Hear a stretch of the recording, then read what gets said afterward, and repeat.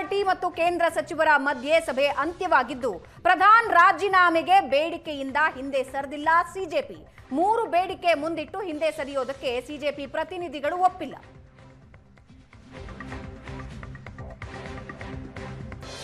ಕೇಂದ್ರ ಸಚಿವರ ಜೊತೆ ಮಾತುಕತೆ ಅಂತ್ಯ ಆಗಿದೆ ಕಾಕ್ರೋಚ್ ಪಾರ್ಟಿ ಪ್ರತಿನಿಧಿಗಳದ್ದು.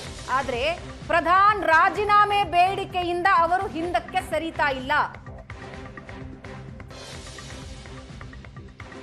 3 ಬೇಡಿಕೆನ ಮುಂದಿಟ್ಟು ಹಿಂದೆ ಸರಿಯೋದಕ್ಕೆ ಸಿಜೆಪಿ ಪ್ರತಿನಿಧಿಗಳು ಒಪ್ಪುತ್ತಾ ಇಲ್ಲ. ಹಾಗಾದ್ರೆ ಬೇಡಿಕೆಗಳು ಏನೇನು? ಬೇಡಿಕೆ ನಂಬರ್ 1 ಸಚಿವ ಸ್ಥಾನಕ್ಕೆ ಪ್ರಧಾನ್ ರಾಜೀನಾಮೆ ಕೊಡಬೇಕು. ಬೇಡಿಕೆ ನಂಬರ್ 2 ಆತ್ಮಹತ್ಯೆಗೆ ಶರಣಾದ ವಿದ್ಯಾರ್ಥಿಗಳ ಕುಟುಂಬಕ್ಕೆ 1 ಕೋಟಿ ಪರಿಹಾರ. ಬೇಡಿಕೆ ನಂಬರ್ 3 ಪ್ರತಿಭಟನಾಕಾರರ ಮೇಲಿನ ಎಫ್ಐಆರ್ ರದ್ದು ಮಾಡಬೇಕು. ಜೆಪಿ ನಡ್ಡಾ ಮತ್ತು ಸಿಜೆಪಿ ಪ್ರತಿನಿಧಿಗಳ ಜೊತೆಗಿನ ಸಭೆ ಅಪೂರ್ಣ ಆಗಿದೆ. ನಾಳೆ ಸಿಜೆಪಿ ಜೊತೆ ಮತ್ತೊಂದು ಸಭೆ ಮಾಡೋದಕ್ಕೆ ಕೇಂದ್ರ ನಿರ್ಧಾರ ತೆಗೆದುಕೊಂಡಿದೆ. ಈ ಚರ್ಚೆಯ ಬಗ್ಗೆ ಅಮಿತ್ ಶಾಗೆ ಮಾಹಿತಿ ಕೊಡ್ತಾರೆ ಸಚಿವರು. ಕೇಂದ್ರ ಸರ್ಕಾರದ ಸಂಧಾನಕ್ಕೆ ಸದ್ಯಕ್ಕೆ ಮಣಿತಾ ಇಲ್ಲ ಸಿಜೆಪಿ ಪ್ರತಿನಿಧಿಗಳು. ತಮ್ಮ 3 ಬೇಡಿಕೆಗಳು ಈಡೇರಬೇಕು. ಅದರಲ್ಲಿ ಮೊದಲನೇದು ಧರ್ಮೇಂದ್ರ ಪ್ರಧಾನ್ ತಮ್ಮ ಸ್ಥಾನಕ್ಕೆ ರಾಜೀನಾಮೆ ಕೊಡಬೇಕು. ಎರಡನೇದು ನೀಟ್ ಮರುಪರೀಕ್ಷೆಯ ಘೋಷಣೆಯಿಂದ ಆತ್ಮಹತ್ಯೆಗೆ ಶರಣಾದ್ರಲ್ಲ ವಿದ್ಯಾರ್ಥಿಗಳು, ಅವರಿಗೆ 1 ಕೋಟಿ ರೂಪಾಯಿ, ಅವರ ಕುಟುಂಬಕ್ಕೆ 1 ಕೋಟಿ ರೂಪಾಯಿ ಪರಿಹಾರ ನೀಡಬೇಕು.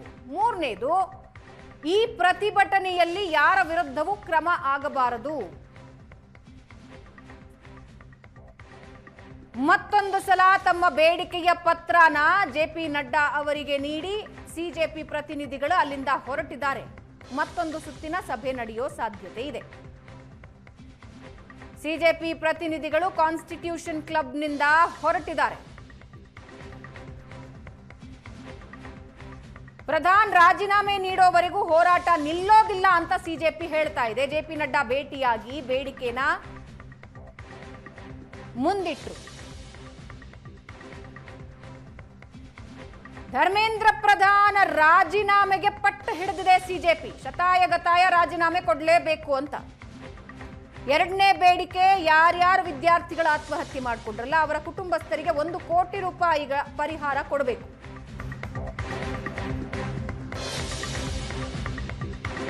ಸಿಜೆಪಿ ಪಾರ್ಟಿಯ 2 ಬೇಡಿಕೆಗಳಿಗೆ ಸರ್ಕಾರದ ಒಪ್ಪಿಗೆ. 1 ಕೋಟಿ ರೂಪಾಯಿ ಪರಿಹಾರ, ಎಫ್ಐಆರ್ ವಾಪಸ್ಗೆ ಕೇಂದ್ರ ಒಪ್ಪಿಕೊಂಡಿದೆ. ಧರ್ಮೇಂದ್ರ ಪ್ರಧಾನ್ ರಾಜೀನಾಮೆ ಬೇಡಿಕೆಗೆ ಕೇಂದ್ರ ಸರ್ಕಾರ ಮಣಿತಾ ಇಲ್ಲ. ಪ್ರಧಾನ್ ರಾಜೀನಾಮೆ ಬಗ್ಗೆ ನಾಳೆ ಸರ್ಕಾರ ನಿರ್ಧಾರ ಮಾಡುತ್ತೆ. ನಾಳೆ ನಿರ್ಧಾರ ಮಾಡೋದಕ್ಕೆ ಸರ್ಕಾರ ಸಮಯ ತೆಗೆದುಕೊಂಡಿದೆ. ಕೇಂದ್ರ ಸಚಿವರ ಸಭೆ ಆದ ಮೇಲೆ ಸಿಜೆಪಿ ವಕ್ತಾರ ಸೌರವ್ ದಾಸ್ ಹೇಳಿಕೆ ಕೊಟ್ಟಿದ್ದಾರೆ.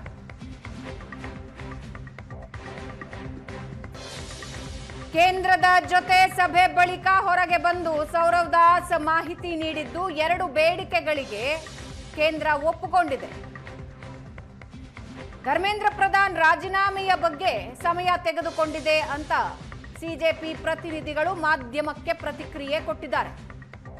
ಪ್ರಧಾನ್ ರಾಜೀನಾಮೆ ಬಗ್ಗೆ ನಾಳೆ ಸರ್ಕಾರ ನಿರ್ಧಾರ ಮಾಡುತ್ತೆ. ನಾಳೆ ನಿರ್ಧಾರ ಮಾಡೋದಕ್ಕೆ ಸರ್ಕಾರ ಸಮಯ ತೆಗೆದುಕೊಂಡಿದೆ. ಕೇಂದ್ರ ಸಚಿವರ ಸಭೆ ನಂತರ ಸಿಜೆಪಿ ವಕ್ತಾರ ಸೌರವ್ ದಾಸ್ ಹೇಳಿಕೆ ಕೊಟ್ಟಿದ್ದಾರೆ. ನಾಳೆ ಸಿಜೆಪಿ ಪ್ರತಿನಿಧಿಗಳ ಜೊತೆ ಮತ್ತೊಂದು ಸಭೆ ಮಾಡ್ತೇವೆ.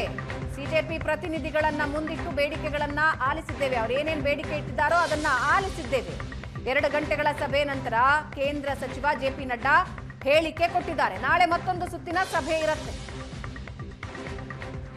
ನಾಳೆ ಸಿಜೆಪಿ ಪ್ರತಿನಿಧಿಗಳ ಜೊತೆ ಮತ್ತೊಂದು ಸಭೆ ಮಾಡ್ತೀವಿ. ಸಿಜೆಪಿ ಪ್ರತಿನಿಧಿಗಳು ಮುಂದಿಟ್ಟ ಬೇಡಿಕೆನ ನಾವು ಕೇಳಿಸ್ಕೊಂಡಿದ್ದೇವೆ, ಆಲಿಸಿದ್ದೇವೆ. 2 ಗಂಟೆಗಳ ಸಭೆ ನಂತರ ಕೇಂದ್ರ ಸಚಿವ ಜೆಪಿ ನಡ್ಡಾ ಹೇಳಿಕೆ ಕೊಟ್ಟಿದ್ದಾರೆ. ಈ ಬಗ್ಗೆ ಇನ್ನಷ್ಟು ಡೀಟೇಲ್ಸ್ ಹಂಚಿಕೊಳ್ತಾರೆ ನಮ್ಮ ಪ್ರತಿನಿಧಿ ದೆಹಲಿ ಮಂಜು ಲೈವ್ ನಲ್ಲಿ ಜಾಯ್ನ್ ಆಗ್ತಾ ಇದ್ದಾರೆ.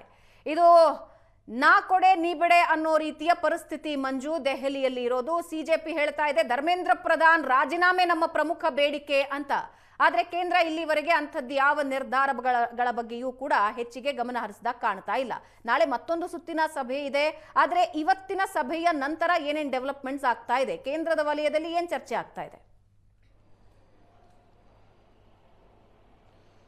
ಭಾವನಾ, ಪ್ರತಿಭಟನೆಕಾರರು ಅಥವಾ ಯಾವ ವಿರೋಧಿಗಳು ಅಂದ್ರೆ ಪ್ರತಿಭಟನೆಯ ಮೂಲಕ ತಮ್ಮ ಹಕ್ಕನ್ನು ಸಾಧಿಸುವಂತಹ ಸಂದರ್ಭಗಳೆಲ್ಲವೂ ಕೂಡ ಹೀಗೆ ಇರ್ತವೆ.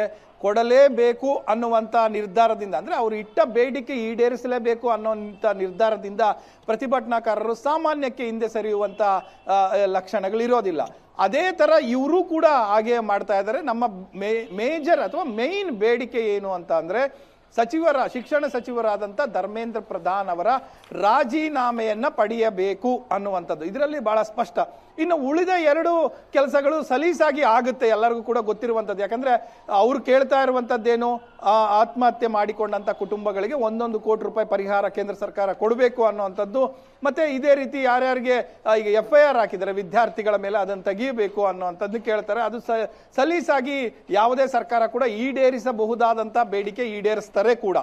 ಅದನ್ನ ಹೊರತಾಗಿ ಪ್ರಮುಖವಾಗಿ ಟಾಸ್ಕ್ ಅಂತ ಇರುವಂತದ್ದು ಕೇಂದ್ರ ಸರ್ಕಾರದ ಮುಂದೆ ಇದು ಧರ್ಮೇಂದ್ರ ಪ್ರಧಾನ್ ಅವರ ರಾಜೀನಾಮೆಯನ್ನ ಪಡೆದ್ರೆ ಹೇಗೆ, ಪಡೆದೇ ಇದ್ರೆ ಹೇಗೆ ಅನ್ನುವಂಥದ್ದು ಬಹಳ ಗೊಂದಲದ ಸ್ಥಿತಿಯಲ್ಲಿ ಇದೆ. ಯಾಕಂದ್ರೆ ನೀವು ಕಳೆದ 12 ವರ್ಷಗಳಿಂದಲೂ ಕೂಡ ನೀವು ನೋಡ್ಕೊಂಡು ಬನ್ನಿ, ಯಾವುದೇ ಸಂದರ್ಭದಲ್ಲಿ ಇಂತಹ ಪ್ರಕರಣಗಳು ಸಿಕ್ಕಿ ಹಾಕಿಕೊಂಡ ಸಂದರ್ಭದಲ್ಲಿ ಮೋದಿ ಅವರ ಸರ್ಕಾರದಲ್ಲಿ ಇಲ್ಲಿಯವರೆಗೆ ಒಬ್ಬರದೇ ಒಬ್ಬ ಸಚಿವರದ ರಾಜೀನಾಮೆಯನ್ನ ಪಡೆದಿಲ್ಲ.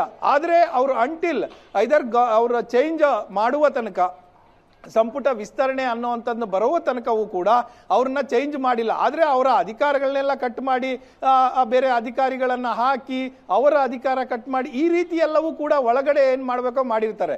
ಆದ್ರೆ ಅವ್ರು ಹೇಳೋದೇನಂದ್ರೆ ಏಕಾಏಕಿ ತಪ್ಪಿಲ್ಲದೆ ಇದ್ರೂ ಕೂಡ ನಾವು ಅವರನ್ನ ವಜಾ ಮಾಡಿದ್ರೆ ಅದೊಂದು ಮುದ್ರೆ ಹಾಕದಂಗಾಗುತ್ತೆ, ಸರ್ಕಾರಕ್ಕೆ ಕೆಟ್ಟ ಹೆಸರು ಬರುತ್ತೆ ಅನ್ನುವಂಥ ನಿಟ್ಟಿನಲ್ಲಿ ಸಾಕಷ್ಟು ಉದಾಹರಣೆಗಳಲ್ಲಿ ಹಾಗೇ ನಡ್ಕೊಂಡು ಬಂದಿದೆ. ಬಹುತೇಕ ಇದು ಕೂಡ ಹಾಗೆ ಆಗುತ್ತೆ ಅಂತ ಅನ್ಸುತ್ತೆ. ನೆಕ್ಸ್ಟ್ ಈಗ ರೀಶಫಲ್ ಇದೆ, ಆ ಸಂದರ್ಭದಲ್ಲಿ ಏನಾದ್ರೂ ಹೆಚ್ಚು ಒಂದು ತೀರ್ಮಾನ ಹೊರಗಡೆ ಬರಬಹುದು ಅನ್ನುವಂಥ ನಿರೀಕ್ಷೆ ಇದೆ. ಆದ್ರೆ ಇವರು ಪ್ರತಿಭಟನಾಕಾರರು ಇದಕ್ಕೆ ಮಣಿತಾ ಇಲ್ಲ. ನೀವು ಧರ್ಮೇಂದ್ರ ಪ್ರಧಾನ್ ರಾಜೀನಾಮೆ ಪಡಿಲೇಬೇಕು ಅನ್ನುವಂಥದ್ದು. ಆ ಕಡೆ ವಿಪಕ್ಷಗಳು ಕೂಡ ಅದೇ ರೀತಿಯಾದಂತಹ ಬೇಡಿಕೆಯನ್ನು ಇಟ್ಕೊಂಡಿರುವಂತದ್ದು, ಅದು ಕೂಡ ಪಾರ್ಲಿಮೆಂಟ್ ಅಲ್ಲಿ ನಡಿಲಿಕ್ಕೆ ಬಿಡ್ತಾ ಇಲ್ಲ. ನೀವು ಪಡೆಯುವ ತನಕ ನಾವು ಪ್ರತಿಭಟನೆ ಮಾಡ್ತೀವಿ ಅನ್ನುವಂಥದ್ದು, ಪಾರ್ಲಿಮೆಂಟ್ ನಡೆಯಕ್ಕೆ ಬಿಡಲ್ಲ ಅನ್ನುವಂಥದ್ದು ಕೂಡ ಈಗ ಹಲವಾರು ಸಂದರ್ಭಗಳಲ್ಲಿ ಹೇಳಿ ಆಗಿದೆ. ಈಗ ಉಳಿದಿರುವಂಥದ್ದು ಈಗ ಏನು 3.0 ಅಂದ್ರೆ ನಾಳೆ ಮತ್ತೊಂದು ಸುತ್ತಿನ ಸಭೆ ಮಾಡ್ತೇವೆ ಅನ್ನುವಂಥದ್ದು ಈಗಷ್ಟೇ ನಡ್ಡಾ ಅವರು ಹೇಳಿದ್ರು. ಸುಮಾರು 2 ಗಂಟೆಗಳ ಹೊತ್ತು ಚರ್ಚೆ ನಡೀತು. ಅವರ ಬೇಡಿಕೆಗಳನ್ನ ಸಮಚಿತ್ತದಿಂದ ಆಲಿಸಿದ್ದೇವೆ, ಮತ್ತೆ ಅದನ್ನ ನಾವು ಹೇಗೆ ಈಡೇರಿಸಬೇಕು ಅನ್ನುವಂಥದ್ದನ್ನ ನಮ್ಮ IRFs ಜೊತೆ ಮಾತಾಡಿ ತೀರ್ಮಾನವನ್ನ ಕೈಗೊಳ್ತೇವೆ, ನಾಳೆಯೂ ಕೂಡ ಸಭೆ ನಡೆಯುತ್ತೆ ಅನ್ನುವಂತಹ ಒಂದು ಇಂಡಿಕೇಶನ್ ಕೂಡ ಕೊಟ್ಟರು ಅವರ ಸುದ್ದಿಗೋಷ್ಠಿಯಲ್ಲಿ. ಹಾಗಾಗಿ ನಾಳೆಯೂ ಕೂಡ ಏನಾಗಬಹುದು ಅನ್ನುವಂಥ ಕುತೂಹಲದ ಪ್ರಶ್ನೆ ಇನ್ನೂ ಹಾಗೇ ಇದೆ. ಯಾಕಂದ್ರೆ ಈ ಕಡೆ ಬಂದಂತಹ ಇವರು CJP ಪ್ರತಿನಿಧಿಗಳು ಹೇಳುವಂತದ್ದು 5 ಬೇಡಿಕೆಗೆ ಸಮಯ ತೆಗೆದುಕೊಂಡಿದ್ದಾರೆ, ಉಳಿದ 2 ಬೇಡಿಕೆಗಳನ್ನ ಈಡೇರಿಸಿದ್ದಾರೆ ಅನ್ನುವಂತ ಮಾತನ್ನ ಹೇಳ್ತಾ ಇದ್ದಾರೆ. ಹಾಗಾಗಿ ಅವರು ಕೂಡ ನಾಳೆ ಏನಾದ್ರೂ ತೀರ್ಮಾನ ಕೈಗೊಳ್ಳಬಹುದಾ ಮೋದಿ ಸರ್ಕಾರ ಅನ್ನುವಂಥದ್ದು. ಯಾಕೆಂದ್ರೆ ಇದಕ್ಕೂ ಮುಂಚೆ ಈಗಷ್ಟೇ ಕ್ಯಾಬಿನೆಟ್ ನಡೆದಿದೆ 4 ಗಂಟೆಗೆ, ಅದು ಕೂಡ ಬಹಳ ಇಂಪಾರ್ಟೆಂಟ್ ಇದೆ, ಬ್ರೀಫಿಂಗ್ ನಡೆಯುತ್ತೆ. ಸೊ ಏನೇನು ಕ್ರಮಗಳನ್ನು ತೆಗೆದುಕೊಂಡಿದ್ದೇವೆ ಅನ್ನುವಂಥದ್ದನ್ನ ಹೇಳ್ತಾರೆ ಸರ್ಕಾರ ತೆಗೆದುಕೊಂಡಂತ ಕ್ರಮಗಳ ಬಗ್ಗೆ. ಇದೆಲ್ಲವೂ ಕೂಡ ಕುತೂಹಲ ಇರುವಂತದ್ದು ನಾಳೆಯ ಸಭೆಯ ಬಗ್ಗೆ. ಯಾಕಂದ್ರೆ ರಾಜೀನಾಮೆ ಏನಾದ್ರೂ ಪಡೆಯುವಲ್ಲಿ CJP ಸಕ್ಸಸ್ ಆದ್ರೆ ಅವರ ಯಶಸ್ಸು ಮತ್ತಷ್ಟು ಹೆಚ್ಚಾಗುತ್ತೆ ಅಂತ ನೋಡುವ ಲೆಕ್ಕಾಚಾರ, ದೃಷ್ಟಿಕೋನ ಎಲ್ಲವೂ ಕೂಡ ಇರುತ್ತೆ. ಹಾಗಾಗಿ ಏನು ತೀರ್ಮಾನ ಕೈಗೊಳ್ಳುತ್ತೆ ಮೋದಿ ಸರ್ಕಾರ ಅನ್ನುವಂತ ಕ್ವಶನ್ ಮಾರ್ಕ್ ಇದೆ ಭಾವನಾ. ಎಸ್, ಇದರ ಜೊತೆಗೆ ಕೇಂದ್ರ ಸರ್ಕಾರಕ್ಕೆ ಇರೋದೇ ಇದು ಒಂದು ಪ್ರಧಾನ್ ಅವರ ರಾಜೀನಾಮೆಯೇ ಒಂದು ಮೇಜರ್ ಬಿಕ್ಕಟ್ಟು. ಅಂಡ್ ಅಫ್ಕೋರ್ಸ್ ನೀವೇ ಹೇಳದ ಹಾಗೆ CJPಯ ಈ ಪ್ರಯತ್ನ ಸಫಲವಾದ್ರೆ ವಿರೋಧ ಪಕ್ಷಗಳಿಗೆ ಒಂದು ಅತಿ ದೊಡ್ಡ ಅಸ್ತ್ರ ಕೊಟ್ಟ ಹಾಗಾಗುತ್ತೆ. ಸೊ ಇದರ ಬಗ್ಗೆನೂ ಕೂಡ ಮೋದಿ ಸರ್ಕಾರ ಡೆಫಿನೆಟ್ಲಿ ಯೋಚನೆ ಮಾಡ್ತಾ ಇರುತ್ತೆ. ಮುಂದಿನ ದಿನಗಳಲ್ಲಿ ಈ ರೀತಿಯ ಒಂದು ಪ್ರೊಟೆಸ್ಟ್ ಆರ್ಗನೈಸ್ ಮಾಡಬಹುದು, ಯಾರದ್ದು ರಾಜೀನಾಮೆ ಕೇಳಬಹುದು, ಹಂಗಿದ್ದೊಂದು ವಾತಾವರಣ ಕ್ರಿಯೇಟ್ ಆಗುತ್ತೆ ಅನ್ನೋದು ಕೂಡ ಕೇಂದ್ರ ಸರ್ಕಾರದ ಗಮನದಲ್ಲಿ ಇದ್ದೇ ಇರುತ್ತೆ. ಹೌದು, ಯಾವಾಗ್ಲೂ ಕೂಡ ಇತಿಹಾಸದಿಂದ ಪಾಠ ಕಲಿಬೇಕು ಅನ್ನುವಂಥದ್ದನ್ನ ಹೇಳ್ತಾರೆ ಸಾಮಾನ್ಯಕ್ಕೆ. ಆ ಇತಿಹಾಸವನ್ನ ನೋಡಿ ಆಗಿದೆ ಮೋದಿ ಸರ್ಕಾರ. ಯಾಕಂದ್ರೆ UPA ಕಾಲದಲ್ಲಿ ಯಾವ ಹಗರಣ ಈಚೆ ಬಂತೋ, ಹಗರಣಗಳು ಬಂದ ಕೂಡಲೇ ಅದು ತನಿಖೆ ಅವರ ಪಾತ್ರ ಇದೆಯಾ ಇಲ್ವಾ ಅನ್ನೋಂಥದ್ದನ್ನ ಕೂಡ ಆ ಸಂದರ್ಭಗಳಲ್ಲಿ ನೋಡದೆ ಅವರಿಂದ ರಾಜೀನಾಮೆ ಪಡೆದು UPA 1 ಮತ್ತು 2 ಸರ್ಕಾರದಲ್ಲಿ ಆಗಿರೋ ಎಲ್ಲದಕ್ಕೂ ಕೂಡ ಒಂದು ರೀತಿಯಲ್ಲಿ ಮುದ್ರೆ ಒತ್ತುಬಿಟ್ರು. ತದನಂತರ ಬಂದದ್ದು ಎಲ್ಲರಿಗೂ ಕೂಡ ಕ್ಲೀನ್ ಚಿಟ್ಟೇ ಸಿಕ್ಕಿದ್ದು. ಅವ್ರು ಯಾವ ಹಗರಣಗಳು ಅವತ್ತು ಹೇಳ್ತೋ ಆ ಎಲ್ಲ ಹಗರಣಗಳಲ್ಲೂ ಕೂಡ ಕ್ಲೀನ್ ಚಿಟ್ ಆಗಿ ಹೊರಗಡೆ ಬಂದ್ರು. ಸೊ ಆ ತಪ್ಪು ಮತ್ತೆ ಮಾಡೋದಿಲ್ಲ ಅನ್ನೋಂಥ ಮೋದಿ ಸರ್ಕಾರಕ್ಕೆ ಅದು ಗೊತ್ತಿದೆ. ಹಾಗಾಗಿ ಇದನ್ನ ಅಳೆದು ತೂಗಿ ಮಾಡ್ತಾರೆ. ಮಾಡುವುದಿದ್ರು ಕೂಡ ಸಮಯ ಕೇಳಬಹುದು ಅನ್ನುವಂಥದ್ದು ಇನ್ನೊಂದು ಮೂಲಗಳಿಂದ ತಿಳಿದು ಬರ್ತಾ ಇರುವಂಥದ್ದು. ಈಗ 1 ದಿನ 2 ದಿನಕ್ಕೆ ಆಗುವಂಥದ್ದು ಅಲ್ಲ ಇದು ಅನ್ನೋಂಥದ್ದು ಎಲ್ಲರಿಗೂ ಕೂಡ ಗೊತ್ತಿರುವಂಥದ್ದು. ಯಾಕಂದ್ರೆ ಅವರನ್ನ ವಜಾ ಮಾಡಿದ್ದೇ ಆದ್ರೆ ಇಡೀ ಬ್ಲೇಮ್ ಅನ್ನ ಮೋದಿ ಸರ್ಕಾರಕ್ಕೆ ಒಂದು ರೀತಿ ಕಪ್ಪು ಚುಕ್ಕೆಯಾಗಿ ಕಾಣಿಸುತ್ತೆ. ಅದು ಕೂಡ ಇತಿಹಾಸದಲ್ಲಿ ಉಳಿದು ಹೋಗುತ್ತೆ. ಹಾಗಾಗಿ ಕ್ರಮ ತೆಗೆದುಕೊಳ್ಳಬೇಕಾದ್ರೆ ಅಳೆದು ತೂಗಿಯೇ ತೆಗೆದುಕೊಳ್ತಾರೆ. ಮತ್ತೆ ಈ ಒತ್ತಡ ಇನ್ನು ಯಾವ ಮಟ್ಟಕ್ಕೆ ಹೋಗುತ್ತೆ ಅನ್ನುವಂಥದ್ದು ಅವರ ಮುಂದೆ ಇರುವಂತ ಪ್ರಶ್ನೆ. ಕೇವಲ ಇಷ್ಟೇ ಆದ್ರೆ ಏನು ಆಗೋದಿಲ್ಲ. ಯಾಕಂದ್ರೆ ಈ ಕಡೆ ಪ್ರತಿಭಟನೆ ನಡೀತಾ ಇರ್ತದೆ. ಅವರು 2 ಬೇಡಿಕೆ ಈಡೇರಿಸಿದೀವಿ, ಮುಂದಿನ ಬೇಡಿಕೆ ರಾಜಕೀಯವಾಗಿದೆ, ಅದನ್ನ ನಾವು ತೆಗೆದುಕೊಳ್ತೇವೆ, ಹಾಗೆ ಹೀಗೆ ಅಂತ ಹೇಳ್ಕೊಂಡು ಹೋಗ್ಬೋದು.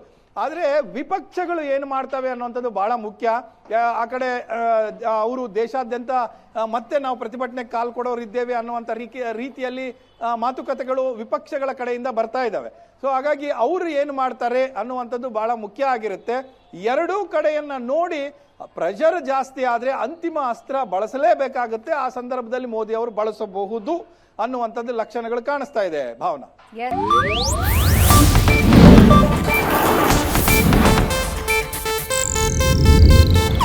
ಇದು ಏಷ್ಯಾನೆಟ್ ನ್ಯೂಸ್ ನೆಟ್ವರ್ಕ್ ಪ್ರಸ್ತುತಿ.